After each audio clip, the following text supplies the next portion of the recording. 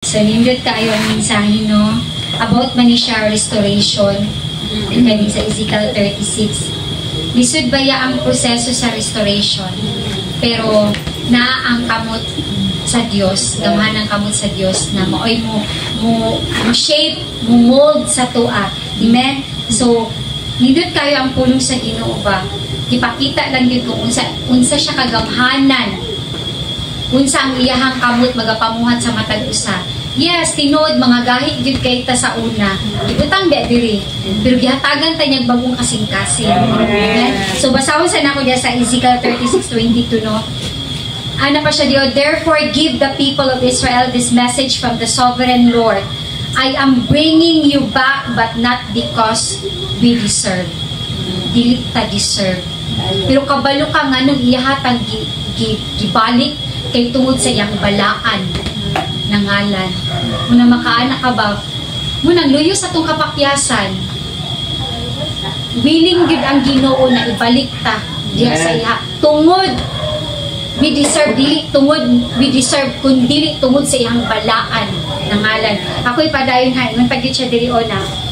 But not because we deserve it. I am doing it to protect my holy name. Wow. Amen. Grabe, mas ipag mapakyas ta. Pero dili po nato, ano na lang po nato kaugalingon ha, tungkol sa mensahe na.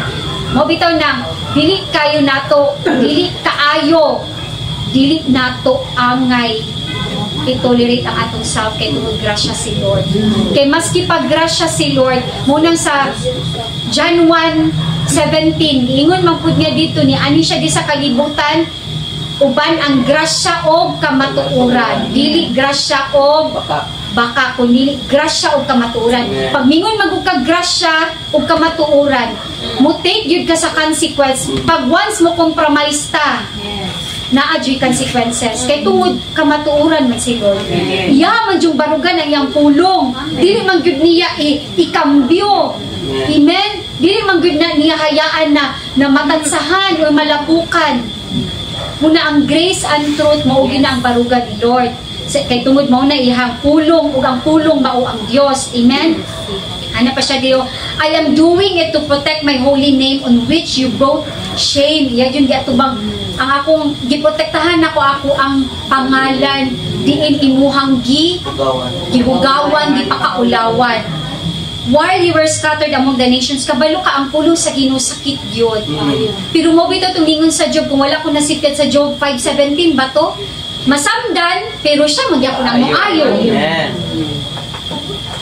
Kita ang ato nang yung buhaton, magpamold ta sa Ginoo, magpaubos ta sa Ginoo. Kaysa tinuod lang, nasayod na ang Ginoo sa unahan. Kita, nag-ano pa lang ta ba, kung sa kuan pa, nag-wandering pa lang ta, kung nagkuan pa, nag-search pa lang ta, nag-trial and error pa lang ta, pero si Lord, kabalo na siya sa unahan. Ang atuan na lang yun, pag once masipyat ta, kinahanglan magpaubos ta. Lord, kanang i-mold ko, Lord. Mabitaw na ako sa akong kinabuhi, before ko nagamit gud sa Ginoo, kana ganing broken vessels, kita tanan ni agi tag-ingon anak, kay dili basta-basta ang ato ang past. Grabe. Pero nabuak ta, hayaan na to si Lord na sa pagbuak na to, siya ang mumold, siya ang mushape. Dili kay kita mismo ang mukuan sa itong kaugalingon, no. Dili na kita pa ang mo-search, Lord. Be it, Lord, like Mary, libog na baya ka ito si Mary, di ba? Kuan na gud sila ka nang nagplano na magpakasal o engage na sila. Lahi biya sa una, maulawan kay murag ang barangay ba ka dali kayo ang radyo bakta sa una. No? Grabe. Pero kay tungod, nagtawag ang Ginoo sa iyaha. Wala na siya pakialam unsa pa ang mahitabok sa iyahang kinabuhi. Pero kita, nagaano pa ta ba, nagareserba. Mura pa ganing mahadlok pa ta na ato ang i-commit ang atong kaugalingon sa Ginoo. Kaysa tinuod lang, ang redemption dili basta-basta. Mubito itong sa kanta, Lord, redemption. Kana ganing sa, kinsa may nakatry diri ng prinda. Di ba ang atong alahas, isilupin. Pagkahuman na pa dyan, isealed pa dyan nila. So, dili yung kakaikyas, pirmahan pa dyan nimo. Dili na nimo malukat pag walay pirma. Pero ang nipirma na sa tuwa og nilukat ang Ginoo na tungod sa inyo. Dili basta-basta ang redemption. Away ang redemption para lang kita magawas dira. Maproblema man ganita usaw na to paglukat. Hantod na dili na lang gani malukat. Pero si Lord, tama tong gingon ko ganiha, wala gyud nag-atras si Lord. He keeps on pursuing us, chasing us. Pwede kita na pud ang mo-chase kay Lord. Amen. Pwede kita na pud ang mo-pursue kay Lord. Amen.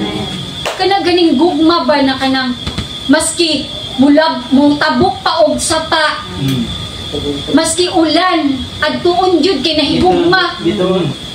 Lagi ka nang inganaw ka tong love ni Lord. Uy, Amen. kanang ganing willing ta ba? Nakatry naman gutaon sa ta sa una. Nakatry ta ba naatay gipaglaban pero wala man gihapon.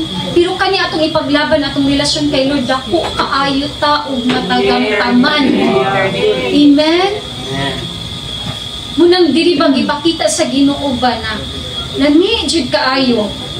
Protektahan man gyud niyang pangalan. Mo bitaw na alaot ang tao pag walay Dios. Pero ang Dios dili siya alaot mo walay tao kay tungod Dios jud siya. Amen. Pero ang nakanindot lang siya na gyud mismo ang nag-design, nagdesisyon na lukaton ta, luwason ta kay tungod gusto niya na naay musimba diha sa iyaha sa espiritu sa kamatuoran.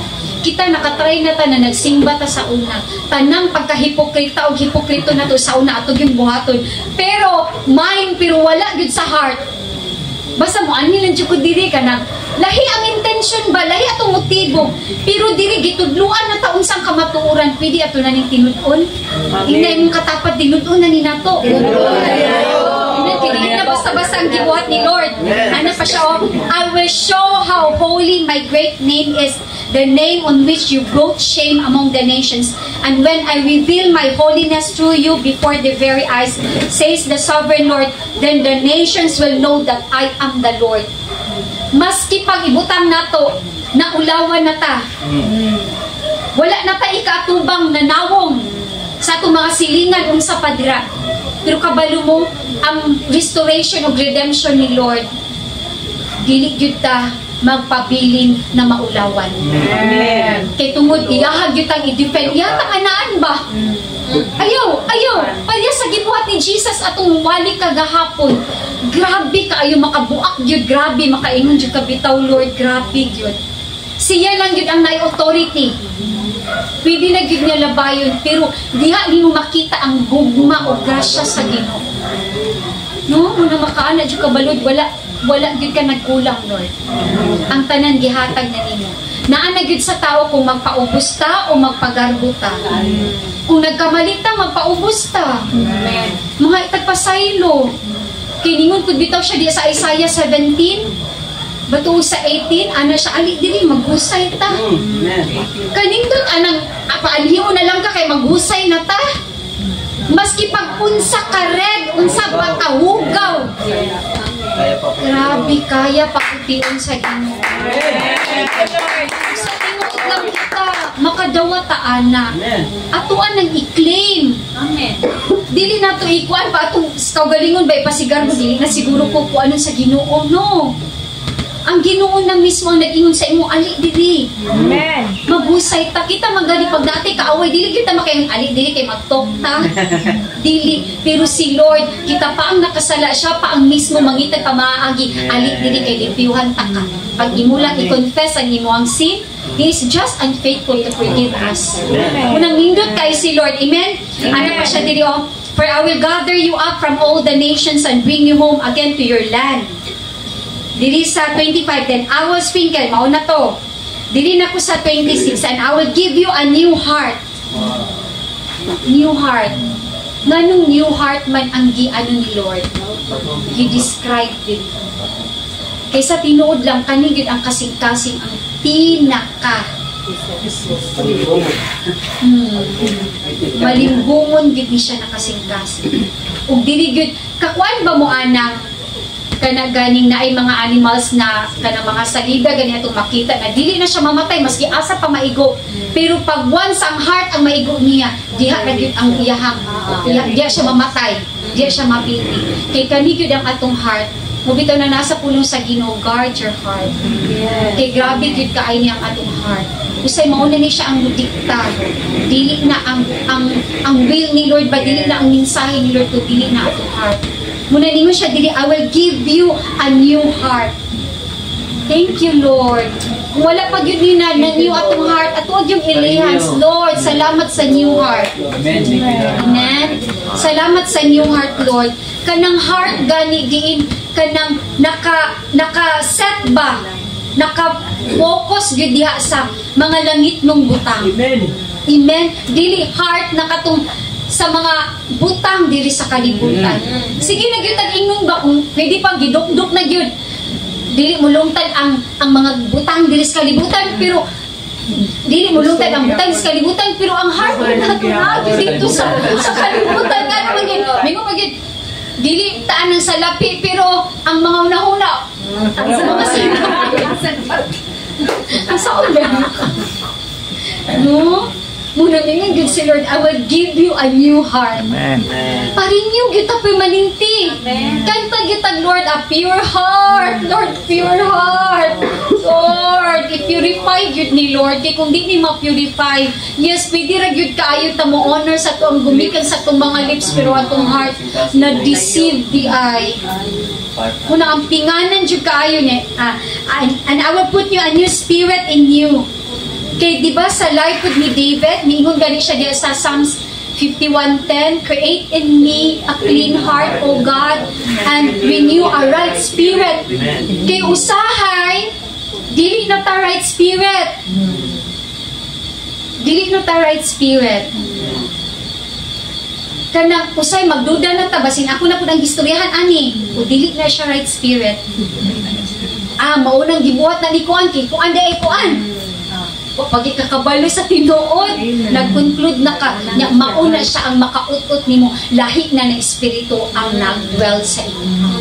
Munang, Lord, give me right spirit. Si David, nag-ano bagay siya, create in me a clean heart, O God, and renew a right spirit within me. Kaya wala na siya na right spirit. Ang ano na sa yato is lust of the flesh. Mauto siyang nakasala siya atong kay Bathsheba. Pero, maski pag ingon ato no na nakasala kay Bathsheba, ang anak ni Bathsheba o ni King David maupag yun si King Solomon. Mukha na ka ba Lord, dili na lang yun nato tungkaron. Kanang mingon wa pagay kakatungkad sa imuhang dati niya tungkaron. Di yun nato tungkaron ang pamaagi ni Lord. Maski mali gyud to siya, pero dito pag yun nagikan si King Solomon. Ato bang na ano? Yes. Amen. Dili gyud basta-basta. Naay situation na ginaalaw ang Ginoo sa to ang kinabuhi. Na makaingon ta nganong nahitabo pa man gyud to eh. Lord, kanang lagot jud gani kay nganong nahitabo pa man gyud to nganong ingon ani man. Just trust the process. Amen. Amen. Do sipyat na siya. Pero mao gani nagiingon na pag ang kabayo pag marindahan, di ba, mo ani siya diri sa right, pero ningon ang Ginoo dito lang gyud mauna kita.